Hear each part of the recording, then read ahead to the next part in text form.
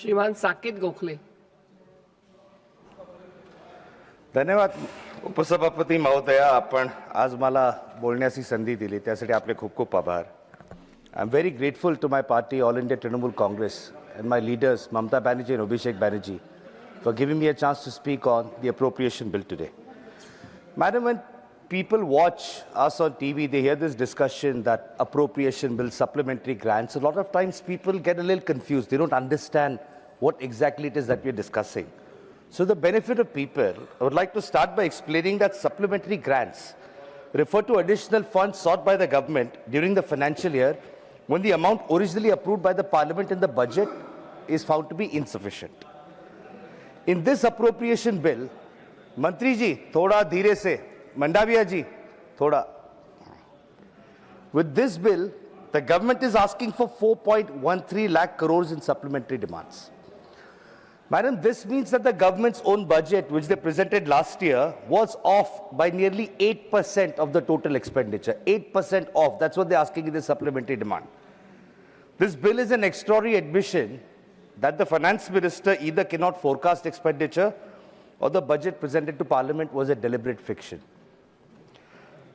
In this supplementary demands, they've claimed that there are savings of 80,000 crores from various ministries that fund the technical supplementary means that those ministries couldn't spend in their allocated budgets. Madam, the fundamental rule of governance is that savings in government spending is not efficiency. Rather, it shows a failure to implement. The government is not a corporate that is supposed to say at the end of the year that, look, this is how much money we have saved. At the end of the day, people pay taxes to the government to fund expenditure. When the government claims to save money, it means that it is collecting more tax from people than it is spending on people's welfare. Every rupee saved, as it is claimed in this appropriation bill, means there is a road that has not been built, a weapon that has not been procured, a hospital that has not been funded. The government cut 1 lakh crores from the actual budget, from the budget estimate to the revised estimate, and then they congratulate themselves for maintaining the fiscal deficit. Madam, let's start with the Economic Stabilization Fund. So in this bill, the government has created a rupees 1 lakh crore Economic Stabilization Fund through a simple inter-account transfer under the Department of Economic Affairs. The funny thing about this fund, madam, the Economic Stabilization Fund, there is no legislation governing it. There are no rules on when it can be drawn, by whom or for what purpose. There is no oversight mechanism from Parliament for this Economic Stabilization Fund of 1 lakh crore rupees. The Finance Minister's justification is, and I quote her, in anticipation of what cannot be anticipated, we are coming up with the Economic Stabilization Fund. What cannot be anticipated means the Finance Minister, instead of saying it directly, is saying that the West Asia-Iran conflict caught the government unprepared, 11 years in power, but they did not anticipate this.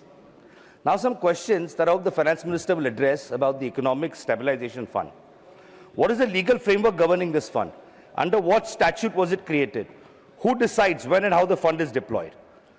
The other question, madam, is how different is this fund from the existing contingency fund of India, which has 30,000 crore rupees, and that is actually meant for emergency spending. So why are you creating a parallel fund here? This fund has no legislation, no parliamentary oversight. This is the government writing a blank check for itself. Madam, interestingly, this Economic Stabilization Fund in this bill of 1 crore reminds me of the dubious PM CARES fund that was created during the COVID pandemic. Roughly about 32,000 crores were collected from the people, and then when it was time for this fund to start giving an account, the government surprisingly claimed in the court that this is a private fund. This is a fund that uses the national emblem of India, is in the Prime Minister's name, but when it came time to disclose their expenditure, they said it's a private fund. Recently, the PMO apparently even issued a circular to Parliament saying that questions by even MPs on the PM CARES fund will not be tolerated. So this government is an expert at creating non-transparent funds, opaque funds whose activities are hidden from the public. The question is this Economic Stabilization Fund of 1 lakh crore going to become another PM CARES fund with no oversight and no accountability? Madam, the impact of the West Asia-Iran crisis can be seen in this appropriation bill. Today, just so that people know the facts, crude oil is at $119 a barrel. The government's fertilizer subsidy bill has gone up by 27% in this bill. because fertilizers require a lot of imports that come from the Middle Eastern countries. There is an LPG shortage across the country. Let's at least finally call a spade a spade. The rupee has fallen to a historic low of 92 rupees per dollar. Remember, we are an import-dependent nation. We import our oil, and now the rupee has fallen to the lowest ever, which is 92. Today, it has been tragically exposed that this government has no energy security policy. So in this bill, the government has made a demand for nearly 20,000 crores in additional fertilizer subsidies. The West Asia crisis has predictably resulted in a massive hike in fertilizer prices. This shows that the Indian agrarian economy remains highly vulnerable to global supply chain shocks. With Gulf countries accounting for approximately 75% of India's urea imports and Saudi Arabia serving as the primary source for DAP imports, the government's inability to hedge against changes in commodity prices is going to affect the farmer on the ground. Beyond the macroeconomic cost, madam, there's also microeconomic cost. This government is asking for an additional funding of 20,000 crores for fertilizer subsidy. But what is actually happening in the fertilizer market? Today, there is a concept of forced tagging and black marketing which is going on. When a farmer goes to buy their quota of subsidized fertilizers, they are forced by dealers to purchase some additional chemicals and additional things in order to just get their subsidized fertilizer quota. I'm not saying this. In last year, 1 year, 52 FIRs were lodged for black marketing of fertilizers in Uttar Pradesh, double-engine government. So instead of fixing the system, the government is now using this bill to pump almost 20,000 crores of extra money into a fertilizer system that is full of black marketing and leakages. Madam, the current LPG crisis has exposed the PM Ujjwala Yojana, which claims to provide subsidized gas cylinders. If LPG has become expensive, it is natural that the government would need additional funds to pay for the subsidy. Very strangely, if you go through this appropriation bill, despite the international shortage of LPG and the Iran crisis, the government has not demanded any additional funding for the Ujjwala Yojana. LPG shortage hai, prices are going up, but nothing extra demanded for Ujjwala Yojana. So therefore, it is very important that people realize the truth behind the PM Ujjwala Yojana. Madam, a CAG report found that the average annual refill consumption was only 3 cylinders per household under the Ujjwala Yojana. The standard for an average household is they take 9 cylinders. Under Ujjwala, people are only taking 3 cylinders. Therefore, PM Ujjwala households are using only 38% of the required LPG need of the household. So what is happening for the remaining 62% of the times? They've gone back to using the chula. This government has itself admitted in Parliament that 1.2 crore beneficiaries have not taken a refill after their first free cylinder. Today, instead of truthfully briefing the nation about the reality of the LPG crisis, this government is shamefully spreading propaganda in the media saying, though LPG shortage, but no one's saying that on the record. It's all sources. Unnamed sources speaking for the government saying, Sab changa si, there is no LPG shortage. But there is a very curious thing that happened, madam. Last week, the government hiked domestic LPG cylinder prices by 60 rupees.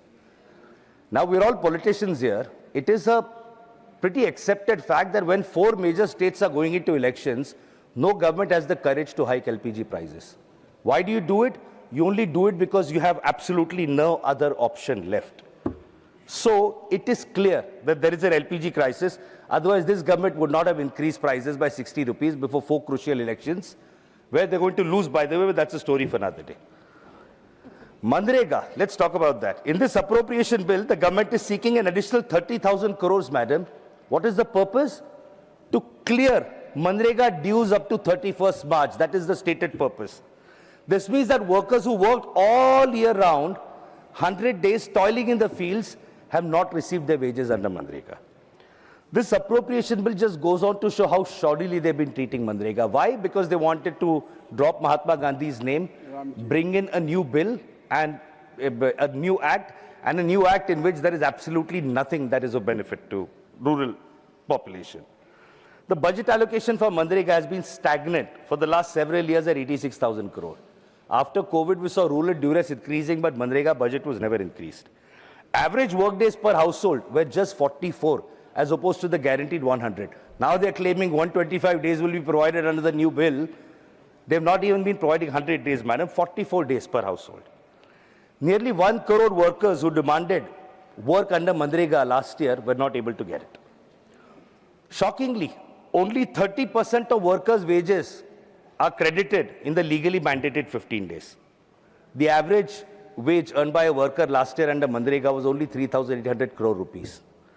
Madam, my own state of West Bengal has pending dues of 52,000 crores under MGNREGA, which the union government stopped after the BJP lost the 2021 assembly elections. It has been 5 years now because now we are going into the 2026 assembly elections.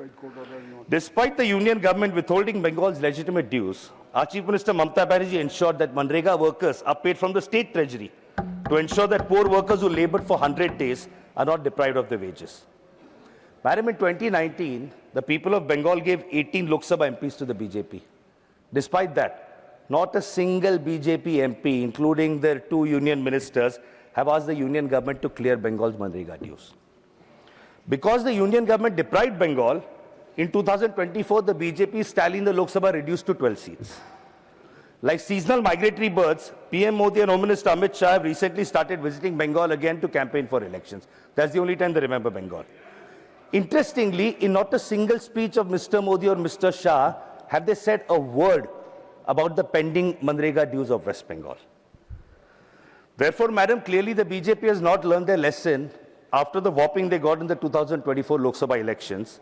The silence of the Prime Minister and Home Minister on the deprivation of people of Bengal will give them an even nastier surprise in the upcoming elections. Yes.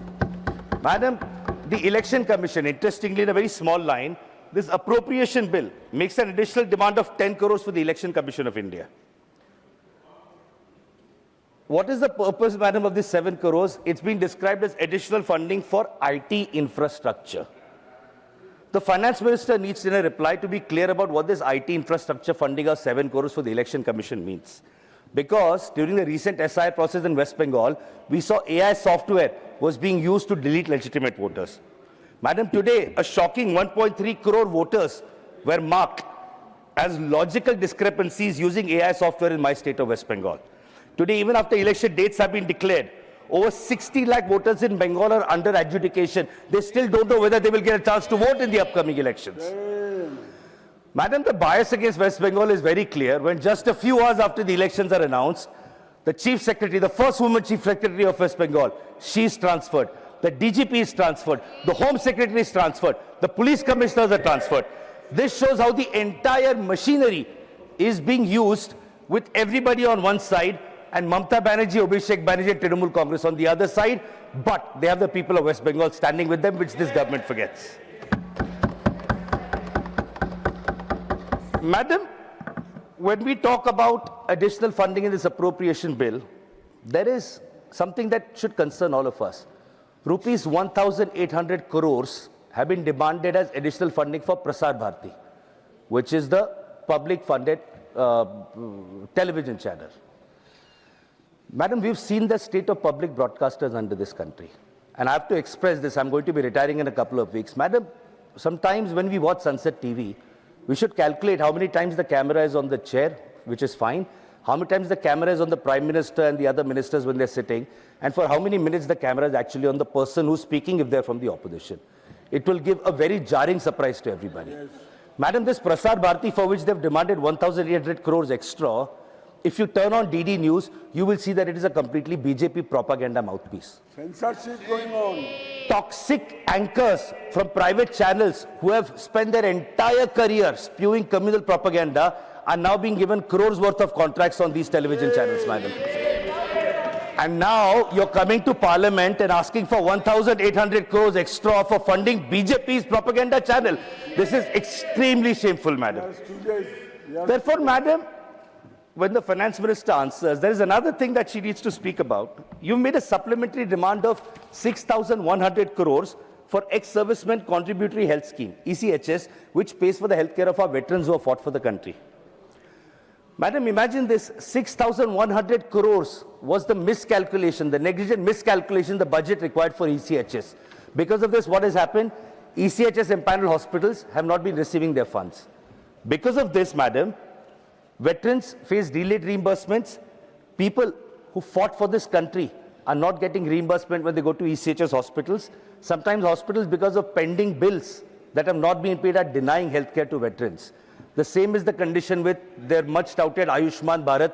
We've said several times, learn from Swasthya Sathi that we've done in West Bengal, because Ayushman Bharat, they're doing the same thing. There's absolutely no money coming in, delayed reimbursements.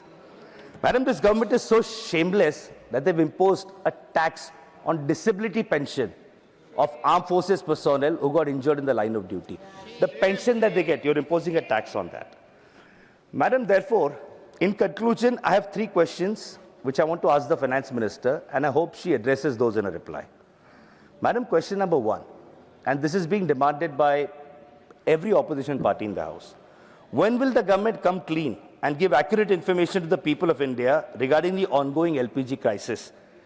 And why were LPG cylinder rates hiked by 60 rupees overnight if, like the government claims, there is no LPG shortage? Yes. Question number 2. We have about 3 to 4 weeks before Bengal goes to polls. When will the union government commit, at least as a tokenism, to show to the people of Bengal that we will release the 2 lakh crore of dues owed to West Bengal, including 52,000 crores under MGNREGA, before the state elections? As directed by the court. They are not going to win the elections regardless in West Bengal. Mamata Banerjee is coming back for a 4th term. That is the gospel truth. But if they want to save a little bit of face after the drubbing that they're going to get in Bengal, maybe they can at least release these funds and show that they actually care for the people of Bengal beyond the token lip service that they give when they come as migratory birds. And Madam, question number 3. Election Commission is being given 7 crores for IT infrastructure. So because we're talking about the Election Commission, will this government accept the motion for the removal of the Chief Election Commissioner, which is being brought by all opposition parties in Parliament? Or will this government refuse to accept the motion, which will prove to the people that there is a tacit understanding between the BJP and Chief Election Commissioner Vanish Kumar? With this, I conclude my speech, Madam. Thank you. Jai Hind, Jai Bangla. Thank you.